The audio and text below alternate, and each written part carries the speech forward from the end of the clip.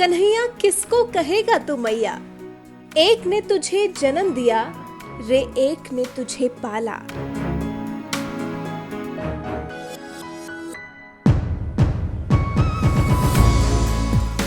कान्हा माँ के लाडले, जिनके संपूर्ण व्यक्तित्व में मासूमियत समाई,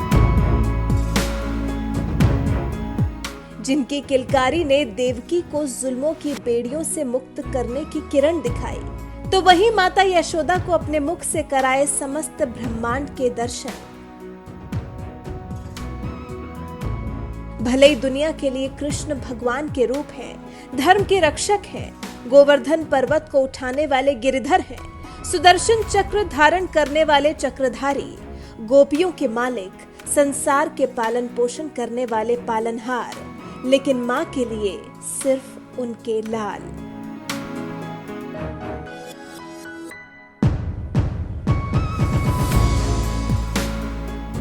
भले ही कंस के कारगर में जन्म लेते ही वृंदावन और गोकुल में कृष्ण ने अपनी बाल लीलाएं दिखाई, लेकिन मथुरा के कण कण में भी बसा है माता देवकी और उनके कान्हा का अटूट प्रेम।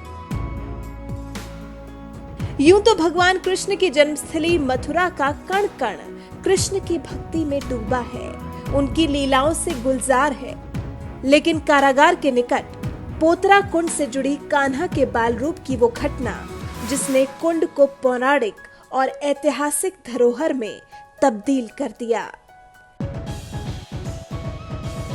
प्रेम की नगरी मथुरा, जी हाँ, जिसके कण कण में बसे हैं भगवान श्री कृष्ण।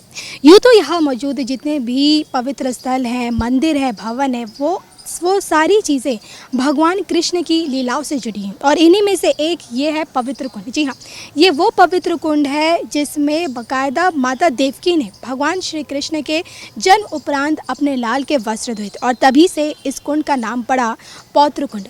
इस कुंड की गहराई का तो किसी को भी अंदाज़ा नहीं है, लेकिन कहा जाता है कि अंदरूनी स्रोतों के जरिए इस कुंड का पानी भरा जाता है।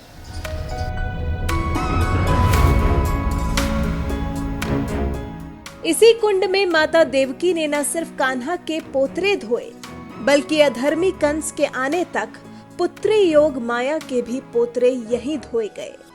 अब इसे कुदरत का करिश्मा कहें या फिर कान्हा की एक और लीला, तभी से इस कुंड का जल हरा दिखने लगा। मथुरा वासियों की माने तो कुंड की चाहे कितनी बार सफाई हो जाए, कुंड का जल हरा ही रहता है। इसके पीछे कई लोगों का तर्क है कि जो कि ये विशाल कुंड हरी काई से पटा हुआ है, इसलिए बाहर से देखने पर कुंड का पानी हरा नजर आता है।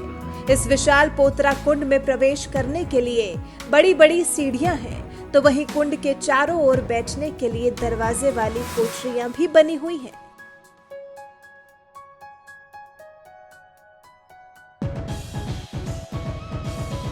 यूं तो भगवान कृष्ण की जन्मस्थली कई बार उजड़ी और कई बार बसी।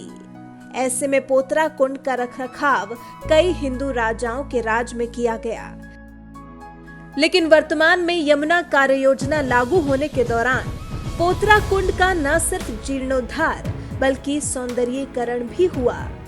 प्रेम की नगरी मथुरा में आने वाले कान्हा के भक्तों से लेकर पर्यटक जब प्रभु कृष्ण की जन्मस्थली मंदिर आते हैं, तो पोतरा कुंड आना कभी नहीं भूलते।